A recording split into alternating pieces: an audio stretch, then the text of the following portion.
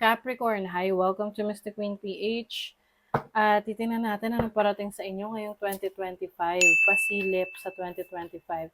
Meron pa rin tayong annual tarot reading para sa inyo for 2025. Abangan nyo yan sa December. So ngayon, overview lang muna.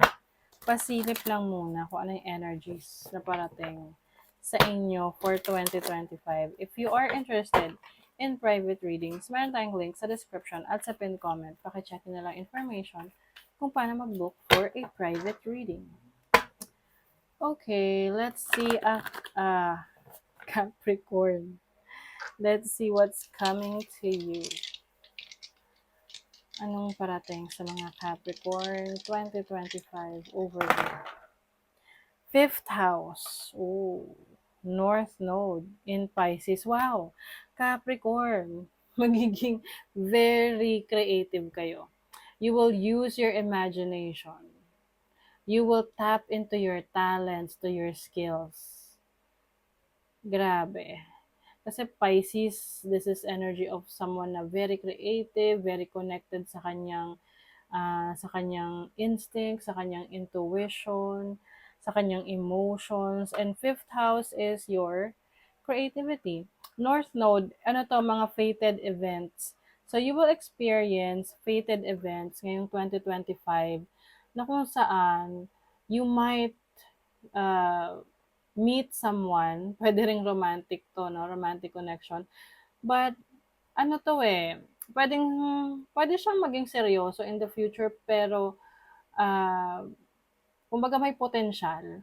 But, definitely, this will make you feel good about yourself. Na parang may taong magpapakilig sa'yo, although, may potential na hindi maging seryoso, pero at least, 'di ba, you experienced it. Depende na rin sa'yo kasi yan kung ipupurso mo o hindi. Kasi may free will tayo, di ba?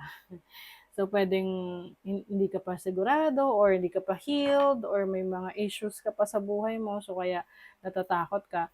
But I see you na going out, having fun with the people you love. Like, for example, kung may mga anak ka na, you will spend more time with them. Kung uh, meron kang romantic partner, pwedeng you will have a lot of experiences together, going out together. Pwedeng marami rin kayong mga creative na pagsasamahan, like creative projects, creative work. Okay, let's see what else. Parang meron kayong ma-discover rin sa inyong sarili. Ito yung tipong hindi nyo akalain na magaling pala kayo dun. Hindi nyo lang akalain. Let's say sa painting, hindi mo alam kung na magaling ka mag-painting kasi hindi ka naman na-expose doon. Pero nung sinubukan mo, na-realize mo na, oh, you have eye for art pala. No? Magaling ka pala sa arts. Retrograde, review. So may mga bagay kang i-reassess sa sarili mo ngayong 2025. Whether you want to continue with, gusto mong ituloy o wag na. This can be anything. Can be a relationship, trabaho, career path, place, kung saan ka nakatira. So, more on reassessing your situation. You have Virgo, nako, digest. So, talagang careful studying to, Capricorn. Ito yung hindi lang iisipin Hindi mo lang siya iisipin, isusulat mo rin siya. So, yung mga mahilig mag-journal dyan, or kahit hindi ka mahilig mag-journal, pwedeng gagawa ka ng parang listahan ng mga bagay na gusto mo na mangyari sa buhay mo, tsaka yung mga gusto mo nang i-let go. Okay? So, or it's like reassessing your situation, what works for you and what doesn't. And kung ano yung hindi na nagwo-work for you, yun yung i-let go mo.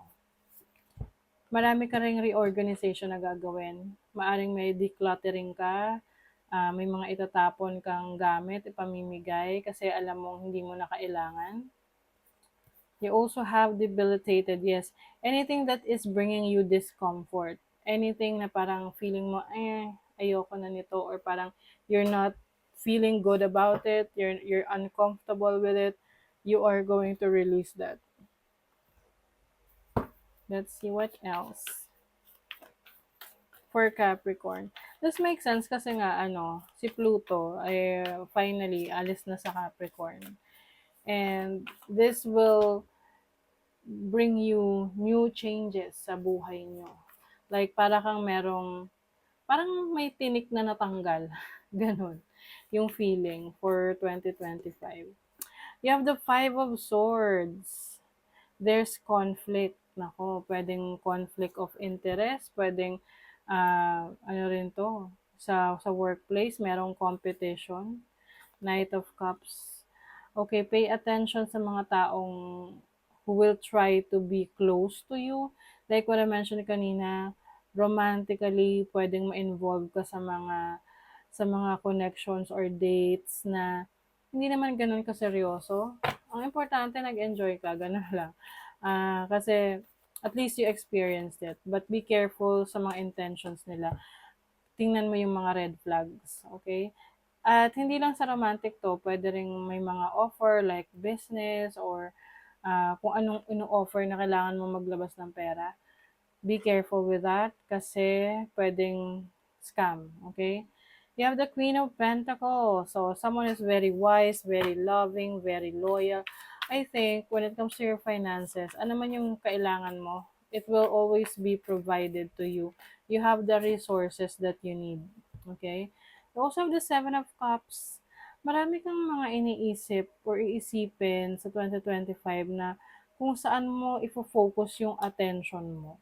Oo, maaring ma-overstimulate ka, Capricorn. Kaya nga, ito yung reorganization na gagawin mo. Parang you're going to sort things out. Iso-sort mo. Ano yung hindi mo kailangan, ano yung kailangan mo, at ang ikikip mo lang kung ano yung kailangan mo. Kasi it may create parang conflict within you na parang, alam mo yung tipo, nagkikreate pa siya ng space sa buhay mo pero hindi mo naman na siya kailangan. You get my point? Na you have to release that para maging open yung space na yon for new experiences or for new people sa buhay mo na magkakaroon ng value sa'yo. Okay? Nurture, or you're going to treat yourself with proper care.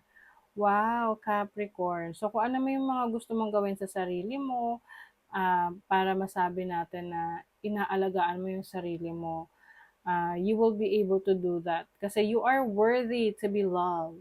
Ayan. Maari ring, meron kang changes na gagawin, improvement sa physical appearance mo, improving your health, improving your lifestyle, or yung sense of style mo rin para to be more pres- presentable. Sasabihin ko presented. To be more presentable. Okay? Tignan natin sa love life ng mga Caps. Love life. May romance talaga, Explore your feelings for this person. It is worth your time. Like what I mentioned kanina, maaring maging exciting ang relationships, connections mo, dating, if you are single, no? Kumbaga, hinay-hinay lang. Kailangan rin i-background check mo yung person, pay attention sa red flags, kung ano yung intention ng taong to. Okay? Yun, may snake,